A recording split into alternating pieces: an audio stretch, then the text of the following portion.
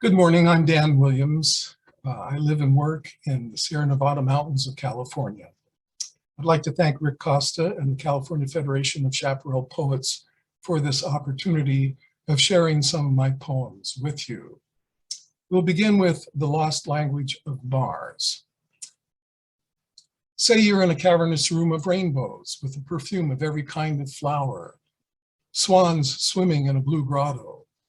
You step up to an enormous black door, peer through a keyhole to see gray wheels in dim light, spinning slowly, their cogs meshing in perfect unison. Once the words come to you, how long before they dwindle, leaving you alone in a fragrant room with swans, and the knowledge that you've said everything that can be said regarding the room, the door, and what lies behind it. Literate beings, we speak of literal and imaginary worlds using words rooted in the natural codices of our planet. Few of our symbols of meaning can be transposed to an arid place like Mars.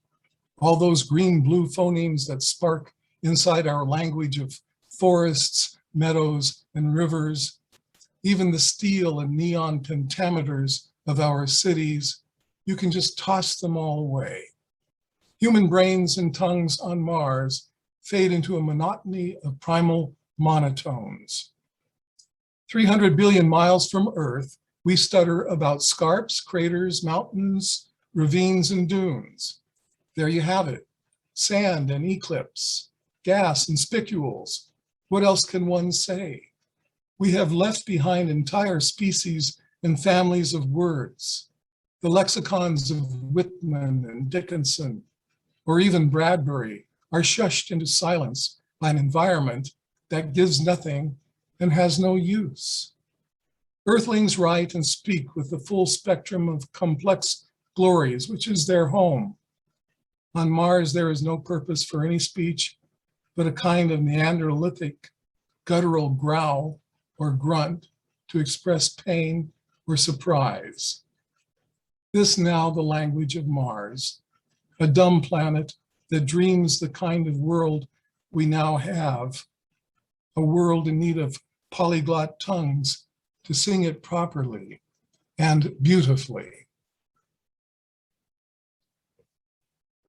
There has been recent news coverage of a lack of supplies in our society and the kinds of things that retailers have done to try to minimize that fact. One of those is by placing cardboard photographs of groceries on the shelves so that they don't look quite so empty. This poem is called Shopping the Millennial Grocery. Clever grocers are putting faces of plenty on their pitiful empty shelves by placing cardboard representatives of food there in a futile effort to mask ever-growing bare spots. How good that fresh corn looks, and that pyramid of Campbell's soup.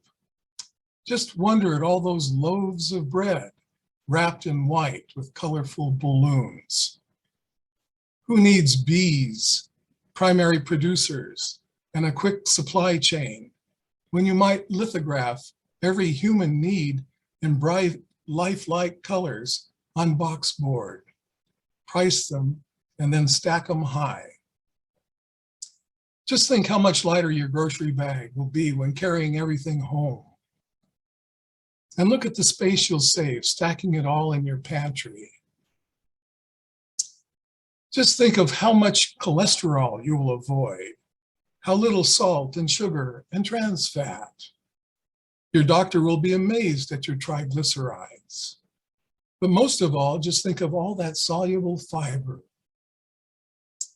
No matter your palate's longing or appetite, Twinkies and saltines, puddings and sardines, peaches, pears, no matter what its name, its color, its size or consistency, everything tastes the same. At checkout, as barcodes on your items are scanned by a young lady named Lisa, you reach into your papier-mâché wallet and whip out a make-believe cardboard Visa. Thomas Hill was one of the painters of the late 19th century in Yosemite. He was like the other luminists of the Hudson River School of Painting.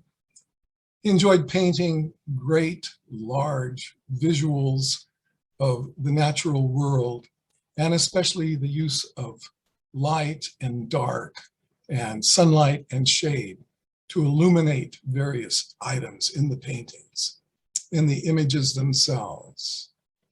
He had a Victorian house built on the grounds of the Wawona Hotel, and it's still there today. It serves as a visitor center, but anybody can come by and sit on that porch and take their inspiration, whether they be photographers, writers, or painters.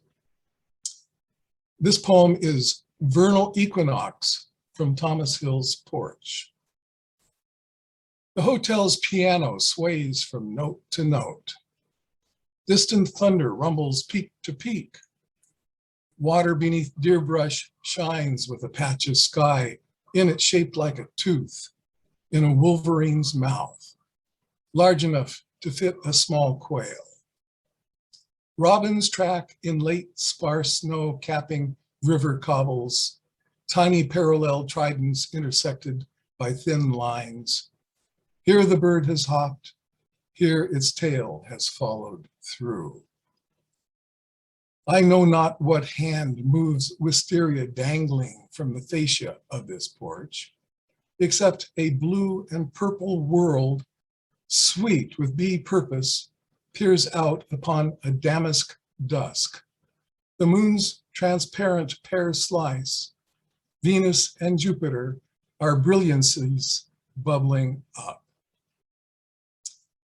There's a kind of crystal catches the eye above a frozen pool, a warmth from a tree-slanted sun, a kind of voice moving around and through.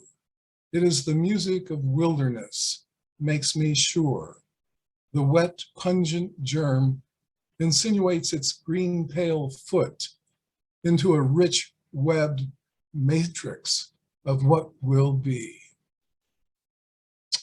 Thank you.